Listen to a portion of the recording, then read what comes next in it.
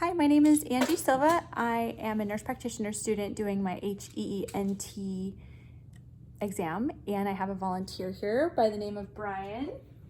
Hello. Strictly here as a volunteer, correct? Yep. Okay. Hi, Brian. My name is Angie. I'm a nurse practitioner student. I'll be doing your HEENT exam today, okay? Mm-hmm. I'm going to start off by inspecting Brian's head. I'm looking at size, shape, looking for masses, bumps, lesions, trauma, looking at the quality of the hair, looking for parasites or any scaling or dandruff, of which I see none. I'm going to palpate Brian's head next, looking for lumps and bumps, lesions. And then next I'll inspect Brian's face, looking for redness, ulcerations, acne, asymmetry, masses, and then I'll follow that up with palpation as well. I'm going to palpate your sinuses, so just let me know if that's tender at all.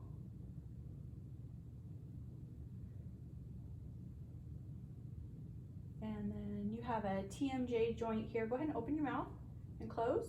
And I feel no popping or clicking at Brian's bilateral TMJ. So then I'm going to palpate Brian's lymph nodes, checking for swelling, tenderness, if they are palpable.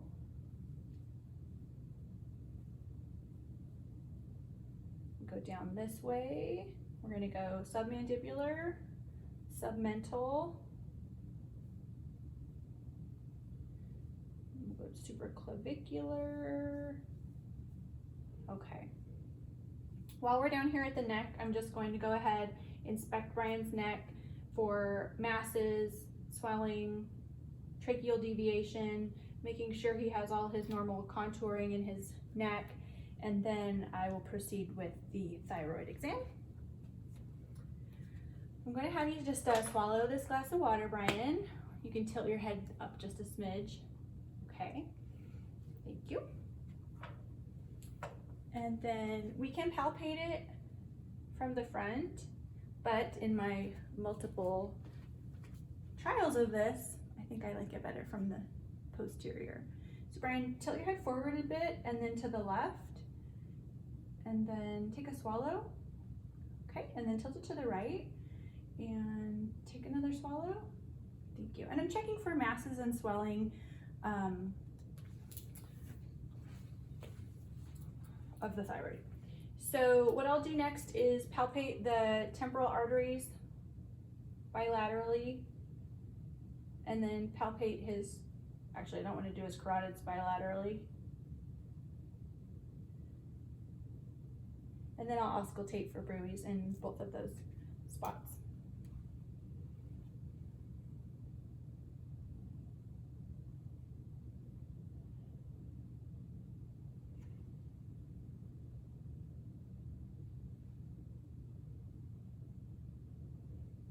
Take a big deep breath for me.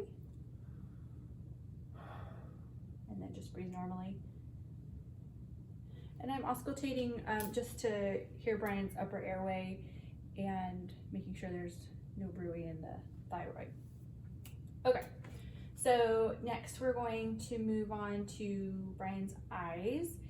And I'll start out by just looking at the external eyes, looking at his brows, the hair growth, looking at his lids. I'm checking for ptosis or asymmetries, any lid lag, exophthalmos, ectropion or entropion. I'm checking the health of his lash lines, looking at his bright, beautiful sclera, and then the conjunctiva as well. Looking for drainage, crusting, watering, redness. And then we will go ahead and do a couple of eye exams. The first we'll do is, let's do the uncover cover first. So I'm gonna have you cover up one eye, Brian. You're just gonna look straight ahead and then uncover your eye. And I'm looking to make sure Brian's covered eye didn't drift off while it was covered, which it did not. And then I'll have you cover up the other one. You just kind of gazed into the distance and then uncover it. And again, looking to make sure that covered eye did not drift off. Okay, so I'll let you keep that actually. So we'll check extraocular movements next. So I'm just gonna have you follow my finger.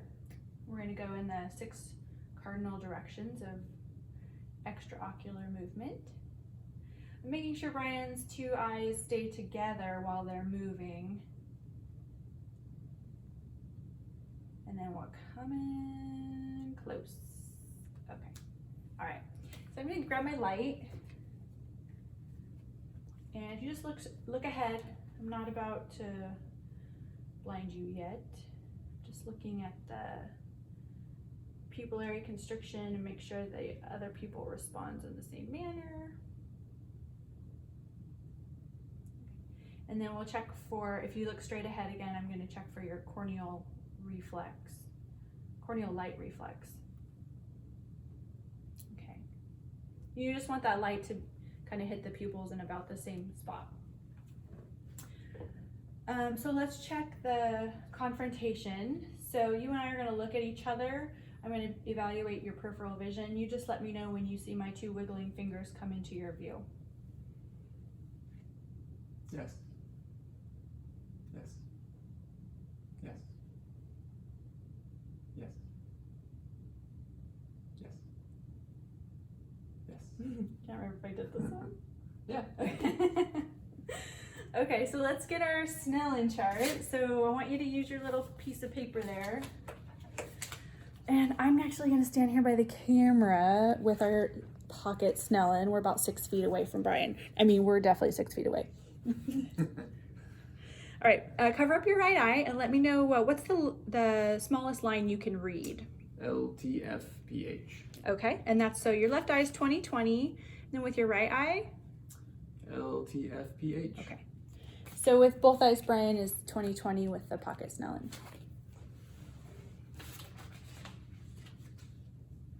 Okay, so we're gonna do an internal eye exam with the ophthalmoscope.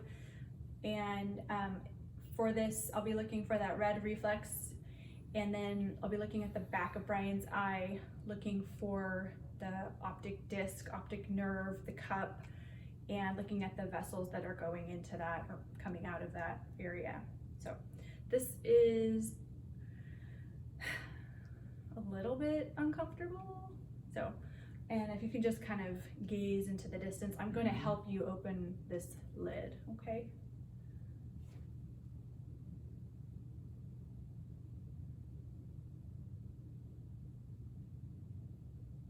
Okay.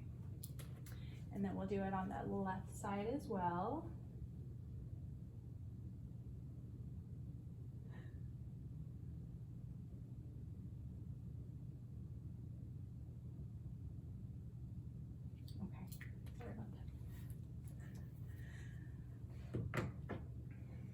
So our next area will be the ears, and with the ears we'll also do a hearing test. Start out with hearing test, the Weber test. I'll use this tuning fork. I'm going to place it on your head. You let me know if you hear it in one ear more than the other, or if it's the same in both ears.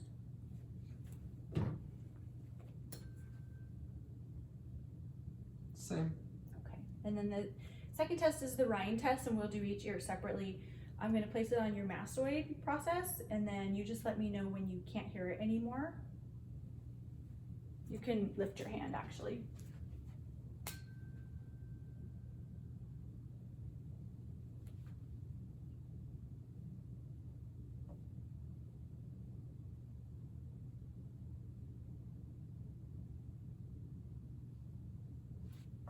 Okay, and we'll do your right side, same thing.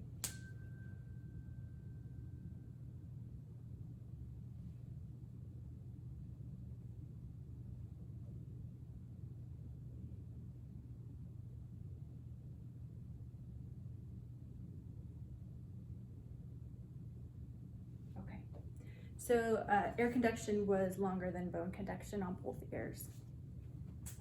Okay, whisper test. So I'm gonna have you cover up one ear at a time. I'm gonna whisper something. You just repeat back to me what I whispered, okay? Mm-hmm. Baseball. Baseball. Okay, and then the other side. 99. 99. Beautiful. Okay.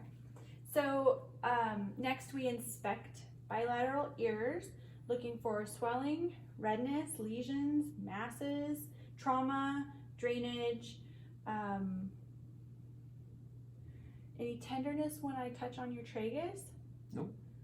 And any tenderness or pain when I do the tug test on either of your ears? No. Okay. And then after that, I will inspect Brian's inner ears bilaterally.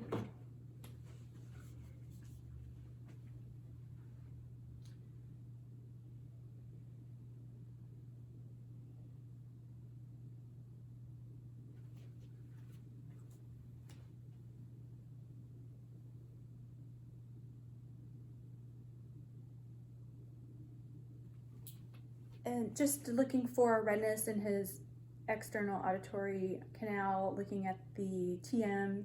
It's pearly, it's gray. I see landmarks and there's no redness or swelling or drainage. So we move on to your nose. Inspect it for symmetry, redness, scaling. Palpate it for tenderness. I'm going to check the patency of each nair, so take a big deep breath in. Blow out, and a big deep breath in. Blow out. Both nair are patent, so we'll take a look. We use our otoscope. I'm looking for the color of the tissue. I'm looking for polyps, perforated septum, masses, drainage, of which there are none. So the last part of our exam is your mouth. I start out by just looking at the outside of your mouth, looking at the lips for dryness, ulcerations. They look nice and healthy. I'm gonna have you open. Give me a big smile. Okay, I'm just gonna look at your dentition and then you can open. I'm looking at Brian's teeth for any signs of decay or missing teeth, any problem, and then relax a little bit. And open though. Buccal mucosa is pink. There are no lesions or ulcerations. Stick out your tongue at me and raise it up. Nice and pink and moist. No lesions or ulcerations. No plaque. Stick it out and then point it to the left. Also no lesions or ulcerations. Thank you. And then I'm just going to look at Brian's tonsils. Okay, so open, say ah. Ah. All right. Brian's tonsils are pink. There's no erythema. There's no exudate. They're about a 1+. His uvula is right in the center, and they were not terribly notable. I believe that's it. Thank you.